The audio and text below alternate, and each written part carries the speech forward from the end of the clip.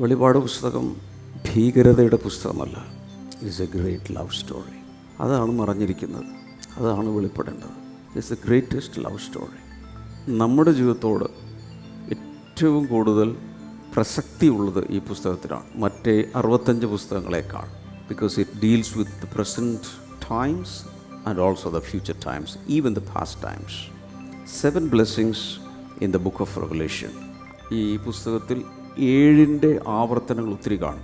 പിശാചിന് ഒട്ടും ഇഷ്ടമില്ലാത്ത പുസ്തകമാണ്. എന്തുകൊണ്ട്? കാരണം തൻ്റെ എൻട്രിയും എക്സിറ്റും അതിലുണ്ട്. പൈശാചിക ശക്തികൾ ഇങ്ങനെ മാനിഫെസ്റ്റ് ചെയ്തിങ്ങനെ നിൽക്കും.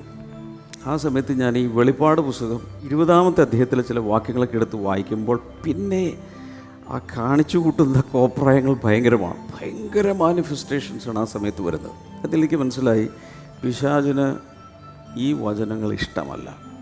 തൻ്റെ ഭാവി എന്താണെന്ന് അവിടെ പറഞ്ഞിട്ടുണ്ട്. അതുകൊണ്ടാണ് സാധാരണ പല ദൈവദാസന്മാരും പറയുന്നത്, പിശാച് വന്ന് നിങ്ങളുടെ പാസ്റ്റ് ലൈഫ് നിങ്ങളെ റിമൈൻഡ് ചെയ്ത് നിൻ്റെ കാര്യം പോക്കാണെന്ന് എങ്ങാലും ചെവിയിൽ പറഞ്ഞാൽ തിരിച്ചു പറയണം, നിൻ്റെ ഭാവി വചനത്തിൽ എഴുതിയിട്ടുണ്ട്, നിൻ്റെ കാര്യം പോക്കാണ്.